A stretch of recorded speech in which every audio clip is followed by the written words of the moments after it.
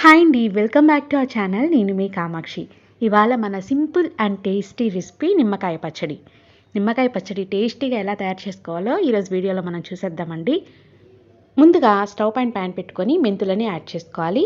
ఆ తర్వాత ఇందులోకి ఆవాలని యాడ్ చేసుకొని రెండు మంచి ఫ్లేవర్ వచ్చేంత వరకు వేయించుకోవాలి. ఆవాలు ఫైనల్గా చిటపటానిన తర్వాత వీటిల్ని ఆపేసేసుకొని ఒక ప్లేట్లోకి ట్రాన్స్ఫర్ చేసుకోవాలి.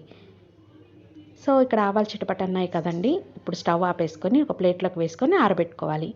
నెక్స్ట్ స్టవ్ పైన కొంచెం ఆయిల్ యాడ్ చేసుకొని కొన్ని ఆవాలని వేసుకోవాలి. ఆవాలు ఎందుకు వేసుకోవాలంటే ఈ ఆయిల్ వేగిందో లేదో ఒకసారి మనం తెలుసుకునేదానికి ఆవాలను వేసుకుంటే ఆవాలు ఇక్కడ మనకి చిటపటానిన తర్వాత మనము ఇక్కడ నెక్స్ట్ ప్రాసెస్ అనేది చేసుకోవాలి. ఇప్పుడు ఇందులోకి ఇంగువని యాడ్ చేస్తున్నాను. ఇంగువ వేసుకుంటేనే బాగుంటుందండి. ఇంగువ నచ్చని వాళ్ళు స్కిప్ చేసేసేయండి, బట్ ఇంగువ వేసుకుంటేనే మంచి టేస్ట్ ఉంటుంది. ఇంగువని యాడ్ చేసుకున్న తర్వాత స్టవ్ ఆపేసేసి ప్యాన్ని పక్కన ఉంచుకుందాం. ఇప్పుడు మనం ఊరబెట్టిన నిమ్మకాయ పచ్చడిని తీసుకొని మనకు ఎంత క్వాంటిటీ కావాలో అంత నిమ్మకాయ పచ్చడిని ఈ నూనెలోకి యాడ్ చేసుకోవాలి. యాడ్ చేసుకున్న తర్వాత ముందుగా మనం వేయించి పెట్టుకున్న ఆవాలు మెంతుల్ని పౌడర్ చేసుకొని పక్కన ఉంచుకొని ఇందులోకి యాడ్ చేసుకోవాలి. ఇది కూడా యాడ్ చేసుకున్న తర్వాత ఇప్పుడు ఇందులోకి స్పైసీనెస్కి తగ్గట్టు కారంని యాడ్ చేసుకోవాలి.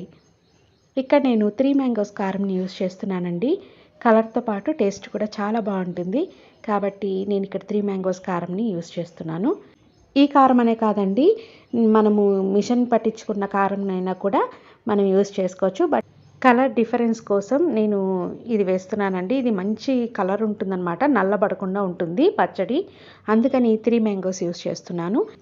మన స్పైసీనెస్కి తగ్గట్టు కారంని యాడ్ చేసుకోవాలి చూసుకొని.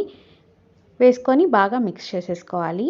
ఈ ఆవపిండి, నెక్స్ట్ మెంతిపిండి అండ్ నెక్స్ట్ ఈ కారం బాగా 3 మిక్స్ అయ్యేటట్టుగా కలుపుకోవాలి. కలుపుకొని ఏదైనా గాజు సీసాలోకైనా ఎయిర్ టైట్ కంటైనర్లోకైనా తీసుకొని మనం ఎప్పుడు కావాలంటే అప్పుడు యూస్ చేసుకోవాలి. అంతే అండి, చాలా టేస్టీ పచ్చడి రెడీ. మీరు కూడా తప్పకుండా ట్రై చేసి మీకు ఎలా వచ్చిందనేది నాకు ఫీడ్బ్యాక్ ఇవ్వండి.